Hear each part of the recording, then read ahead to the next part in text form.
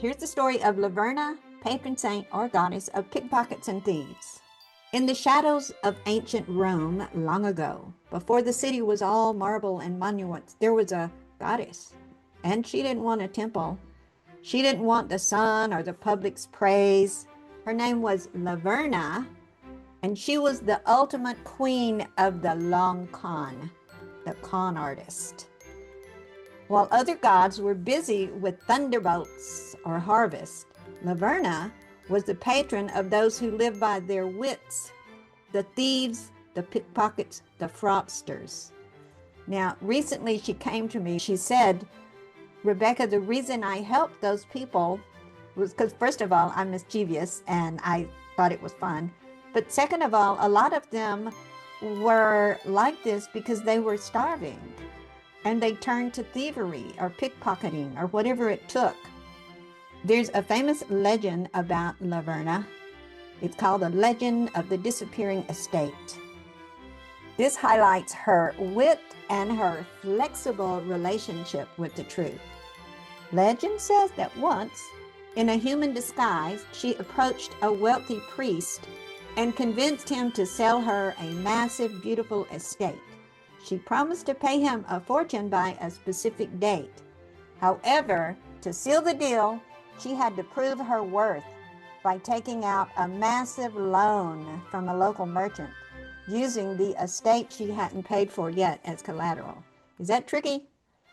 When the day for payment arrived, the priest went to the estate to collect his gold. He found the land stripped bare. The crops were harvested and sold, the cattle were gone, and the house was empty. Laverna was nowhere to be found. When the gods finally hauled her ass in before a celestial tribunal to answer for her crimes, she didn't deny it. She simply used her divine power to hide her lower half, making it appear that she had no legs to stand on, literally. She argued that since she was incomplete, the contracts were void. When they pressed her further, she made her head disappear, leaving the gods arguing with a floating torso. They were so amused by her audacity that they let her go. Laverna didn't have grand cathedrals. Instead, her followers found her in two specific places: the Porta Lavernalis, a gate in the walls of Rome near a dark, dense grove. This was where thieves would retreat to divide their loot under the protection of her shadow. The silent prayer. While most Romans prayed out loud so everyone could hear their piety, Laverna's followers perfected the silent prayer. They would stand in the forum, moving their lips as if they were praying to Apollo or Janus, but in their hearts, they were whispering to Laverna, "Grant me the luck to steal without being caught, and let me wrap my crimes in a cloud of beauty." So why does she matter today? Well, I'm going to tell you specifically why she matters to me and maybe to all of us. But she represents the archetype of the trickster. She isn't necessarily evil in the way we think of modern villains. She never killed anybody or hurt anybody. She tricked people. She represents the necessity of cleverness and the reality that life is not always fair. Can I get an amen on that one? She is the patron of those who have to survive on the margins using charm and illusion to get by. Even that most famous poet called Horace mentioned her when he was depicting a wolf in sheep's clothing. We've all heard that, right? Who prays to Laverna to keep his secret hidden while he maintains a beautiful, respectable public image. I'm going to tell you what I heard from her recently. I felt somebody wants to channel. Somebody wants to come in. Who is it?